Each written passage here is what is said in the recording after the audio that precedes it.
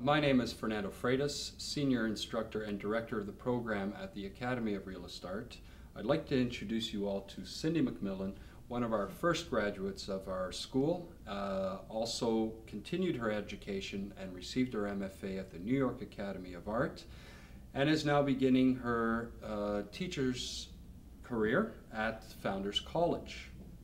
Hi, we're going to introduce you today to our first still life workshop down in Virginia at Founders College. Here we have an example of a setup of a still life.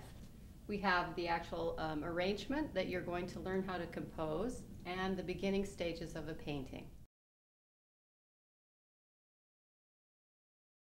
The student will start off first with a blocking in using a single color diluted with mineral spirits and just working in with very light ghosty lines to position the elements.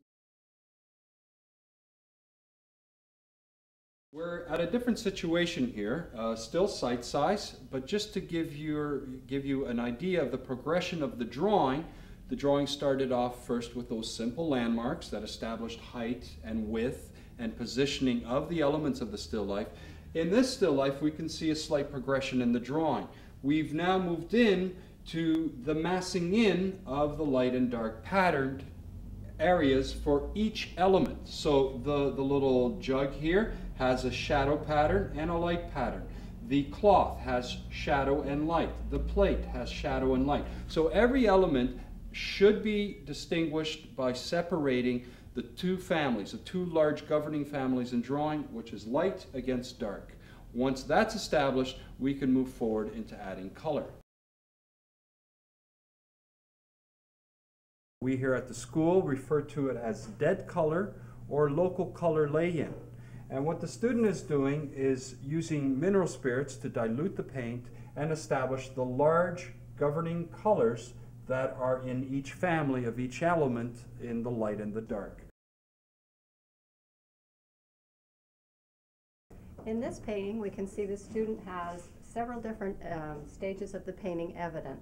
We have some evidence of the big color lay-in, and then we also have the beginnings of big form modeling or first painting, where the person is taking and trying to make the tea kettle volumetric, going from a darker edge, lighter, lighter, lighter, reaching to the highlight.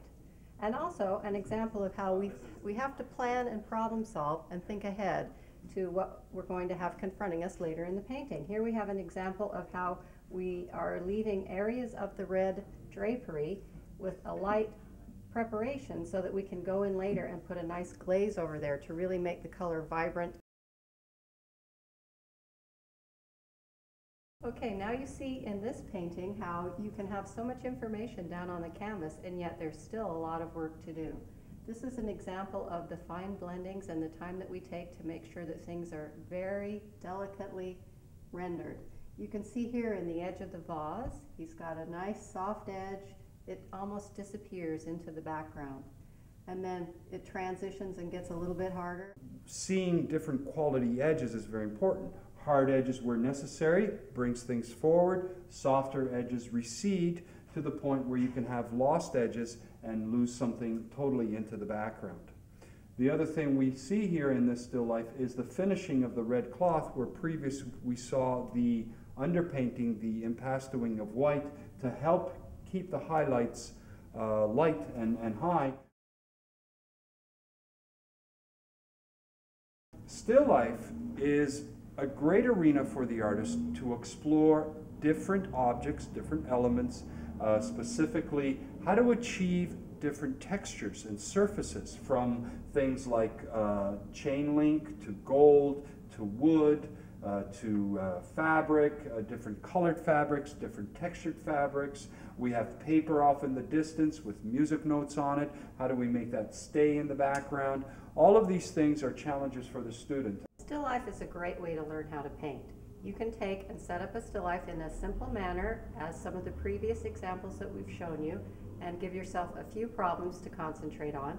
Or you can set up a more complicated still life where you have to deal with a multitude of textures, very complicated shapes, and as we see in this still life, even actually trying to make the music look like music. Join us for our 7-day painting workshop in Southern Virginia at Founders College. Thank you.